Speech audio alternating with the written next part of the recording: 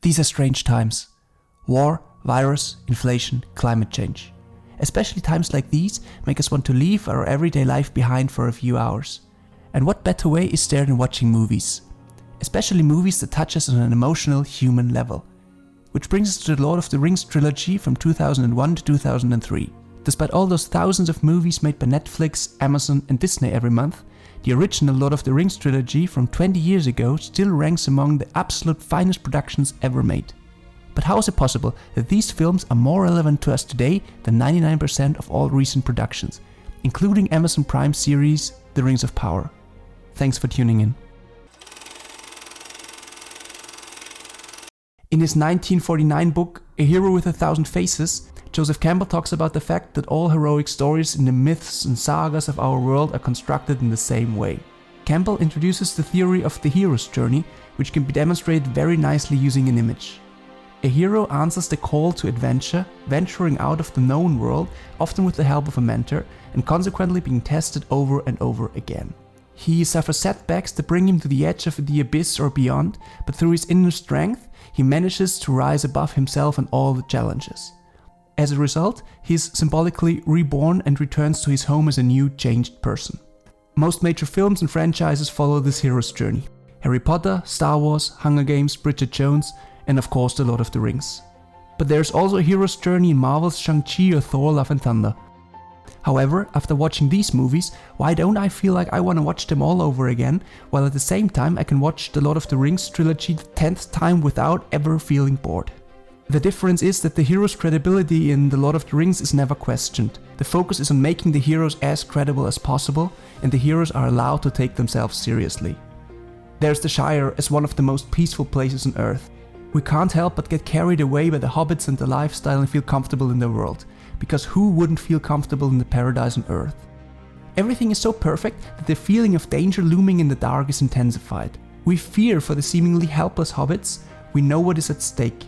At first, we doubt whether they are up to the task given to them, but we quickly learn that there's a lot more to them than we initially believed. Robert McKee speaks of a gap between the hero's subjective expectation and the objective result. The gap, writes McKee, is the nexus of the story. The more of such gaps, the more likely it is that the audience will remain in their seats with bated breath. And in A Lord of the Rings, there is practically no scene without such a gap. You never really know what's gonna happen, you're constantly being surprised. The hobbits run through the field, in the next scene they are nearly confronted with the Nazgul. The hobbits meet Aragorn, but instead of an unscrupulous strider, he shows himself to be a helper. Instead of meeting a friend, Gandalf discovers that Saruman has become a puppet of Sauron's and is captured, etc., etc. Every moment, an unexpected major plot twist could appear that has the potential to take the whole story in a completely different direction. Very few productions today are written in a similar, consistent and dynamic way.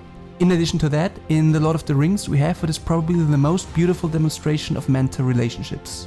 Who doesn't want a Gandalf in their life to give advice when they don't know what to do? Or an Aragorn, who as a human often acts wiser and more level-headed than Legolas, who is over 2000 years old.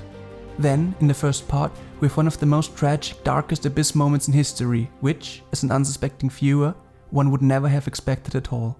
It's a constant up and down of emotions, so that you can't help but root for the heroes on their journey. When I read the Lord of the Rings books years ago, I often had the feeling that what was described were the scenes from the films. Peter Jackson's attention to detail and the respect for the creator J.R.R. Tolkien plays a key role in why the films are so fantastic. The films required 26 months of pre-production and 18 months of filming. All 3 films were shot in one go, which means the crew really had to give everything for a year and a half. I don't know of any franchises that are nearly as coherent as the Lord of the Rings trilogy, apart from Harry Potter maybe. If you can think of any others, please let me know in the comments. While significantly more CGI shots were used for the Two Towers and the Return of the King, it was only 550 for the Fellowship of the Ring according to Peter Jackson. And yet, a completely believable fantasy world was created. Despite this, or precisely because of this, if you compare the Rings of Power to the original trilogy often feels so much more real.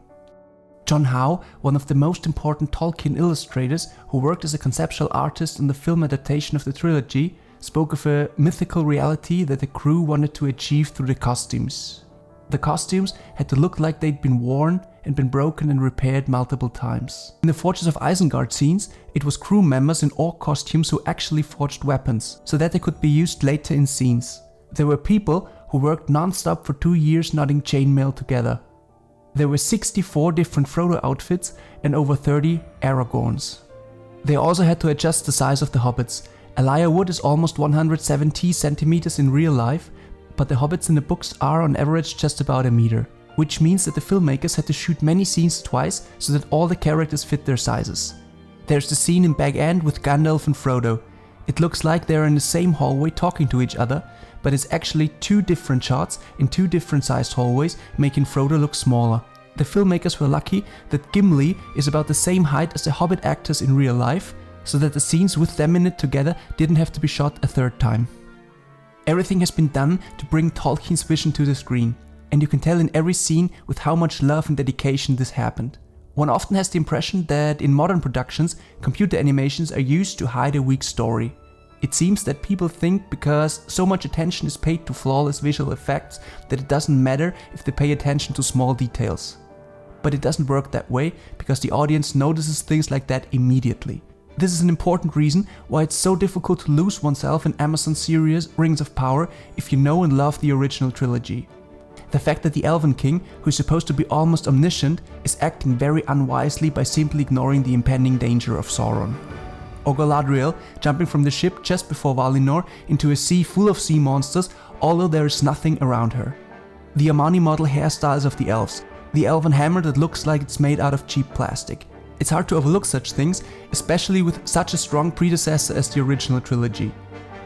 In the last part, I will now go back to the question of what makes films like Lord of the Rings so incredibly important today, and why we urgently need more films like these.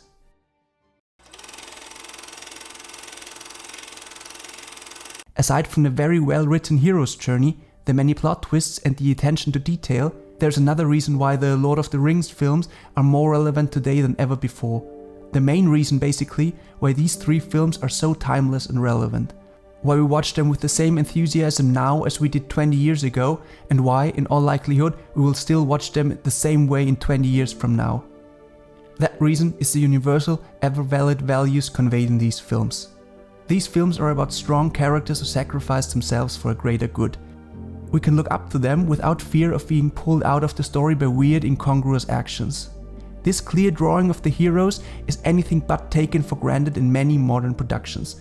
For example, in Phase 4, Marvel only presents us with many wishy-washy heroes who are directed by secondary characters or appear weaker than they should. Also, Galadriel in the Rings of Power, with her bitter, conceited nature, is not a character that really comes across as very likable. No wonder that movies like Top Gun Maverick are so popular with audiences, because we are all looking for heroes who are real heroes and who we really want to identify with. But being a hero doesn't mean being infallible, as is very nicely shown in The Lord of the Rings. There's Frodo carrying this incredible burden and is not only once tempted to give up. There's Aragorn, who suffers as much from the fear of failing as his ancestor Isildur did, as well as from bringing bad fortune in Arwen's life. And then there's Boromir, who is obsessed with the ring, hoping to use it to save his beloved homeland. Even Galadriel, Lady of Lothlorien, is fascinated by the ring and enticed by the idea of what might happen if she would use its power. Nobody in the films is perfect. That's what makes them human, and that's why we can identify with them so well. As different as they are, the characters all strive for the same values. It's all about friendship and loyalty and sacrifice for something greater. And what is more important than these values? Is there an ever more touching scene than Samwise Gamgee running after Frodo into the river to come with him, even though he knows exactly that he can't swim? In almost every scene of the films, we are shown the fine line on which the heroes walk, that there are temptations everywhere, and that giving in to these temptations would mean certain doom. Also, we have an antagonist in Sauron and the Ring that is terrifying as very few antagonists are. To quote Robert McKee again, a protagonist in its story can only be as intellectually fascinating and emotionally compelling as the forces of antagonism make them. In other words, an antagonist must be strong.